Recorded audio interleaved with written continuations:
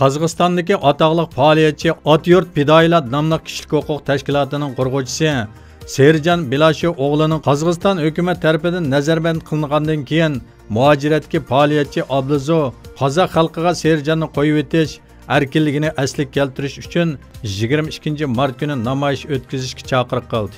Orqadilla Serjanning xalqni namoyishdan to'sgan bir video ko'rinish o'tirg'i chiqqan. Serjan 10 mart kuni kechasi Olmatodagi bir mehmonxonada Qozog'iston amalliq doiralarining tutqun qilishiga uchrab, Ostonaga elib ketilgan hamda etnik o'chmanlikka qutratqulik qilish bilan ayblangan. Uning tutqun qilinishi xalqaroda zo'r g'ulg'ula qo'zg'ab, qattiq tanqidga uchirgan. Qozog'iston hukumati xalqaro jamoat fikrining besimida uni oila nazarbandiga elib mirza qamoqda tutib turyotdi. Muhojiratga faoliyatchi Abluzo tarafidan 22 mart kuni Navro'z bayramida qozoq, uyg'ur, o'zbek, tatar qatorliq turk xalqini Serjan uchun namoyishga chaqirdi. Hamda mazkur namoyish 3 kundan 15 kungacha davom qildiganligini bildirgan. Orqadilla Serjanning namoyishni to'sish haqida bir qisqa video tarqatilgan bo'lib, videoda Serjanning odatdagi jasurligi, qaysarligidan hech bir asar qolmagan edi. Serjanning ayoli Layla xonimning bildirishicha, Serjanning advokatini bo'shatganligi majburiy atalmish jinoyatni qabul qilishga, mangulik Otyurt Fidoyi jamiyatiga yaqinlashmaslikni hamda ikki oq varaqqa imzo qo'ydirilganligini, keyincha bu imzo qo'yilgan varaqchaga nimalar yozilganligidan ansirganligi, hech qanday ijtimoiy munosabatda bo'lmaydiganligi, yaqinlashuvchilarni tutqun qildiganligini, telefon, kompyuter ishlatishdan mahrum bo'lganligini bildirgan.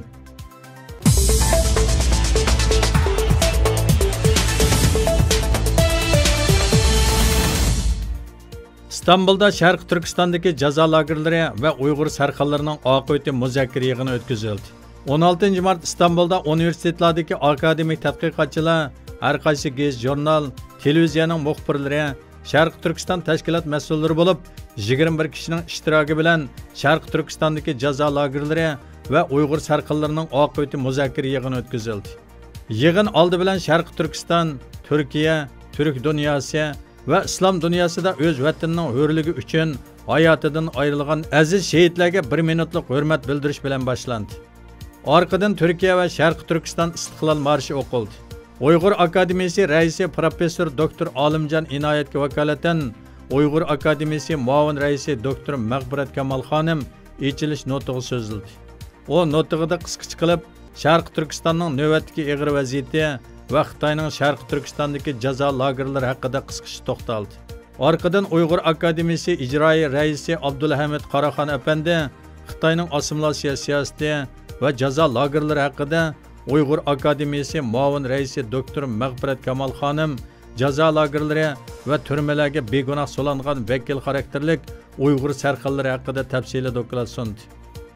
Yig'inda asosligi Sharq Turkistonning vaziyati, Xitoyning Sharq Turkiston, Turkiya shundaqla Turk va islom dunyosi qaratgan yaqin kelgusi istiloh planlari muzakkara qilinish bilan birga, Turkiyada Sharq Turkiston davosini texmi yuqori pallaga ko'tarishning farqli yo'llarini muhokama qilindi. Hammamizga ayon bo'lganidek, Uyg'urlarni yaqindan qo'llab, matbuotlarda har xil maqola va xabarlarni yozib kelayotgan turkiyalik muxbirlar va universitetlardagi akademik tadqiqotchilarning Turkiya xalqi va hukumatiga ta'siri xeyli kuchli bo'layotdi. Uyg'ur Akademiyasi Sharq Turkistonliklarni qo'llagan muxbir va akademik tadqiqotchilarga rahmat etish bilan birga, ularni texmi to'g'ri, keng ma'lumotlarga ega qilish va matbuotlarda Sharq Turkistonliklarga oid texmi ko'p mazmunda maqola va xabarlarning e'lon qilinib turishiga turtki bo'lishiga chaqiriq qilgan.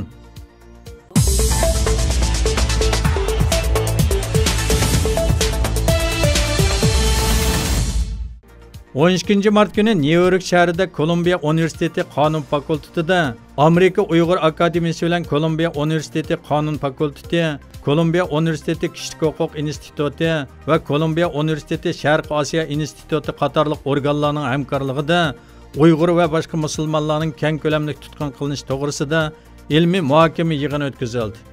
Yig'inga qonun, xalqaro munosabat, kishilik huquq, siyosat va axborotchilik kasblarida o'qiyotgan amerikalik va chet ellik o'quvchilar qatnashishi bilan birga bu yil 5 fevral Uyg'urlar uchun namoyish o'rinlashtirgan Yahudi o'quvchilar va Sharq Turkistonga tadqiqot va sayohat uchun borgan vatanda bir mezgil yashagan amerikalik tadqiqotchilar Uyg'urlar bo'lib 100 dan ortiq kishi qatnashdi. Yig'in jarayonida Uyg'urlarning hozirgi og'ir vaziyati bilan munosabatli tanlangan vakil xarakterli ko'plagan rasm ko'rgazma qilindi. Yig'in oxirida yig'inga ishtirok qiluvchilarga Uyg'ur taom madaniyati alohida tanishtirilib, mazzilik Uyg'ur taomlari sunildi.